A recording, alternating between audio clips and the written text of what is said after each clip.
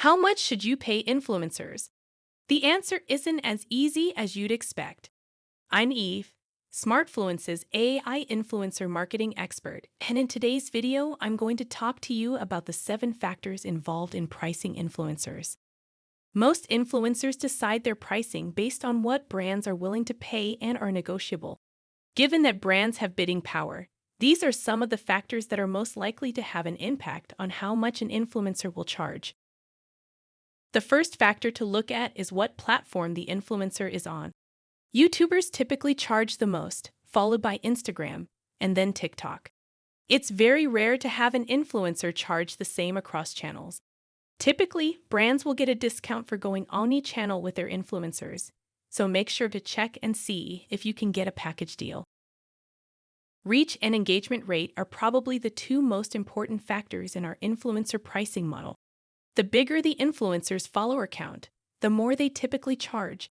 The same applies to their engagement rate. From the data we have gathered on Instagram, for example, larger influencers, like macro influencers and beyond, charge based on their follower count, typically 1 cent per follower. Smaller influencers, like micro influencers, charge based on their engagement rate, typically around 25 cents per average engagement. For nano influencers, you might be able to get away with paying an affiliate commission and product in lieu of cash compensation. Our pricing estimator takes into account both of these factors and weighs them along with the others in this video to arrive at a fair price for a permanent post. For more insight on engagement, be sure to watch our video linked somewhere here on what makes a good engagement rate.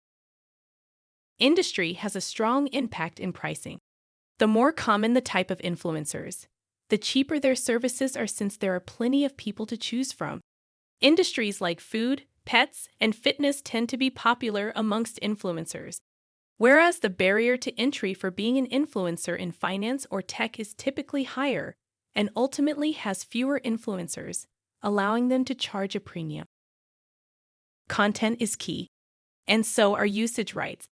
The type of content you want an influencer to make directly affects pricing. Videos and reels typically cost more than images. Stories, given their temporary nature, cost the least, anywhere from a fourth to half of what a permanent post costs. Similarly, temporary posts cost way less than a permanent one.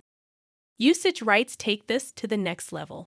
Our pricing estimates on our platform are typically for a single permanent post. But what if you want to use that content beyond on the influencer's page? You can use content for your own Instagram page, your website, and even your paid ads. We'll drop a link on the screen to another video where we explain the best strategies on how to leverage content once you've secured usage rights. The final factor in our list is exclusivity. If you find an influencer has been incredibly successful with your brand, it might make sense to put together an exclusivity agreement. That's going to come at a premium, but if you have a rock star on your hands, it could be worth it. Don't forget to like, comment, and subscribe to learn more influencer marketing tips and tricks.